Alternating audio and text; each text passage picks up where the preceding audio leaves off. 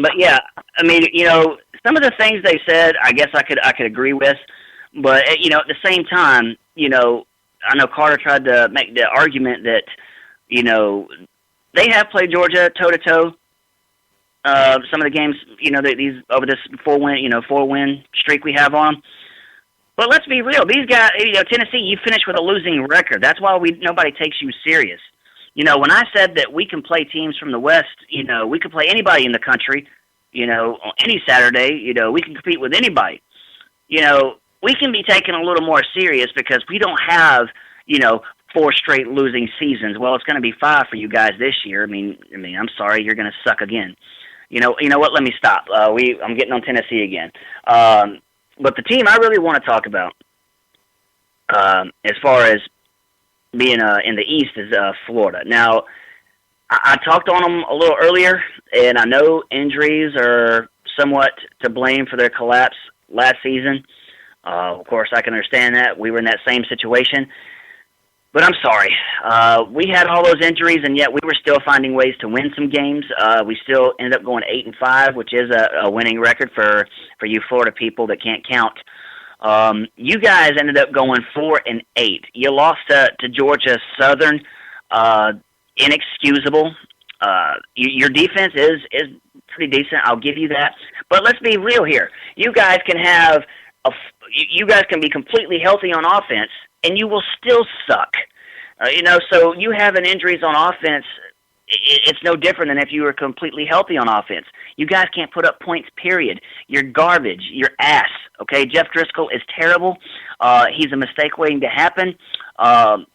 If your defense, if the opposing defense is pretty bad, don't worry. If you're an opponent of Florida this year, you can probably expect Jeff Driscoll to hand you the ball 4 or 5 times a game. It's known to happen. So, for everybody that plays University of Florida, just, you don't even have to sack Jeff Driscoll. Just put pressure on him, and he's going to drop the ball and give it to you. So, Florida is terrible. I think they are better than 4-8. I'll give them maybe 7-5. I can't give them any more than 7-5 until they show me something. I cannot fear any team that goes 4-8. I mean, I just can't. I cannot do it. And I know they're playing Alabama this year. Good luck with that, guys. You're gonna get blown off the field. As of right now, you have no business being on the field with Alabama. And I know there's people talking. I mean, I know you've probably seen this on YouTube. You've got Florida fans that think Jeff Driscoll is going to be the best quarterback in the SEC this year. Are you kidding me? Are you serious? What has Jeff? If any Florida fan is listening in, call in. Educate me on why you think Jeff Driscoll is going to be the best quarterback in the SEC when he's a turnover waiting to happen. All he can really do, he can really run the ball, but he can't really throw worth crap. Do call in and explain to me why you guys think he's going to be the best quarterback in the SEC. That's all I want to know. I mean, I like to be educated on things like this, but I'm going to find it a little difficult to understand the retardation that comes from Florida. But, that's just me. All right, once Jeff again, Driscoll that number is not the answer. Once again, that number is 1-855-403-9071. Didn't mean to cut you off, Uncle Lou.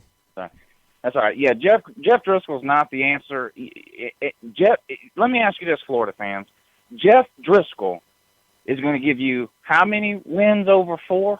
What'd you say, Magnum 7-5? You guys will be lucky to get to 8 wins. Extremely lucky. Look at your schedule. Call it what you want, luck of the draw or unluck of the draw. But you mentioned Alabama. Well, they got to play LSU on top of that. So they drew 2 of the toughest teams from the West. They're probably not winning either one of those games. They're not beating Georgia. I think the Florida-South Carolina game will be close just because it seems like it always is for whatever reason. That one, I don't know. That one can go either way, but probably a loss for Florida there. So I don't know. To get to 8 wins, I think, would be a miracle. But to say that Jeff Driscoll's the best quarterback in the SEC is one of the most ridiculous things I've ever heard, period. You mentioned it. He's a turnover waiting to happen. I don't see it. that to me is the definition of somebody being a homer or wishful thinking. Because I don't see that happening. Now, their defense will be loaded. I'm sure they've got that Vernon Hargraves back on corner who can shut down any receiver in the country. And they got a freshman in this year that's supposed to be just as good as him, so they'll probably have two of the best cornerbacks in the country. I'm sure they'll have a good defensive line and things like that, but their offense is going to be non-existent, I think. I mean, I can't see them averaging more than 17 to 20 points a game, maybe.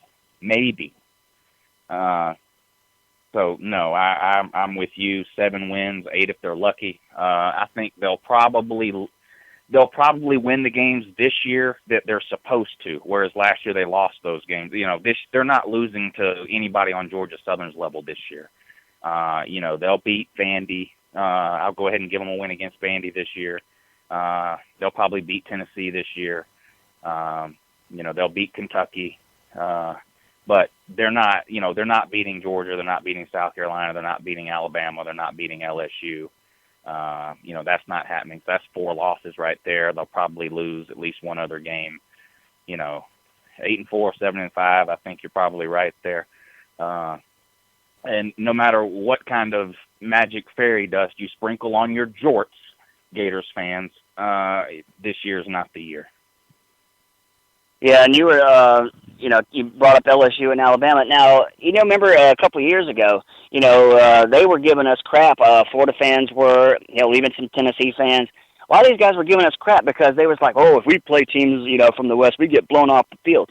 Well, we proved that statement completely false because we did beat LSU last year, and, of course, the year before, we played Alabama literally to the wire, lost by 5 yards.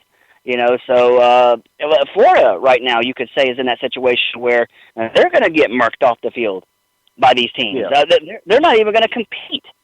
I mean, well, they'll have a better chance. They'll have a better chance against LSU, but Alabama, get the hell out of here. And as far as quarterbacks are concerned, I'm sorry, but Dan Prescott from Mississippi State is better than Driscoll. And I've never been a fan of Bo Wallace because he's probably the leader in the nation as far as throwing touchdowns, but it's to the other team. That dude is a pick waiting to happen. But in my opinion, Bo Wallace is better than Jeff Driscoll. Some of what these Florida fans are spitting, dude. It's on that level of insanity, man. Who in their right mind would pick Jeff Driscoll to be the best quarterback in the SEC? That's just ridiculous, man.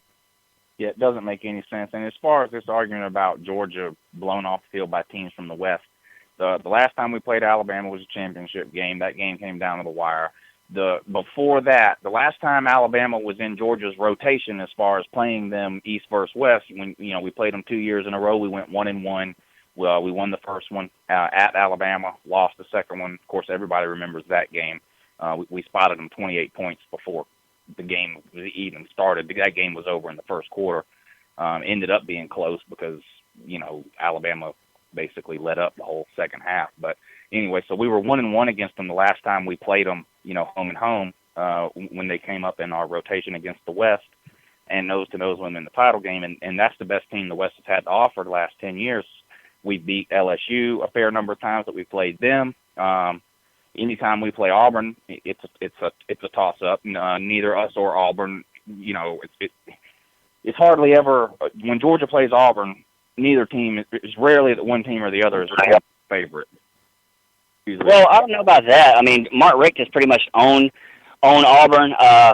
If you look at the overall record, it's clear that ever since Mark Richt has got there, he's had Auburn's number. We had that streak where we won 4 in a row on them. Of course, they got that win on us in 2010, which was ridiculous. But then we won a couple more in a row.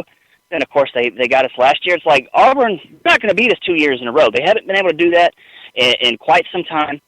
So Auburn is one of those teams, they'll get us every now and then, but Mark Richt has their number. Yeah, agreed.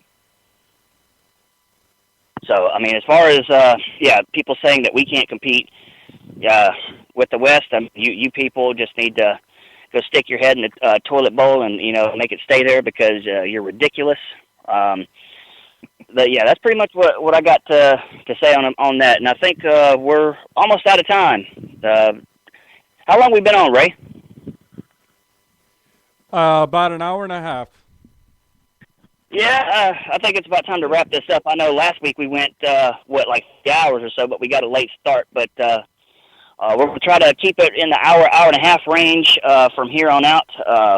In a couple weeks, though, I want to make sure we can still do this. Are we still going to be able to move the show to maybe Mondays, Ray? Because I know we talked about, when football season rolls around here, of course, everybody's going to be in front of their TVs watching their teams, so... is it possible we could move the show to Monday? If you can do it, I don't know what your schedule's like. We'll talk about it off air. I mean, definitely, probably right before the other show, we could probably do it. Okay, yeah, we can. Yeah, we can. You could figure out something, but well, we missed a lot of you callers this week. I mean, I don't know if you were scared to call in or whatever, but. Hey, if you got something to say, if you disagree with us, feel free to call in. That's what this show is for. We want to hear you guys' opinion, and we'll disagree with you or agree. Regardless, it's all fun, and we look forward to hearing from a lot of you guys when the season actually hits. Yeah, and looking forward to next week's show. I guess that'll be the last show we do before the season actually starts. So next week we'll go through some of the big games in week 1. Tell you who the winners are going to be. And I think we should even pick a few games against the spread, Magnum. What you think about that? Oh, yeah. I mean, it'll be the week before the season starts, so what better time to do that than just before the season kicks off? Yeah, sounds good. Well, all right. Well, I guess that'll wrap up this edition of the Bulldog World Order. For all you guys that listened in, we appreciate you listening in. The guy that called in from Cartersville, Georgia, appreciate you calling in. So until next time, guys, go Dogs! Go Dogs!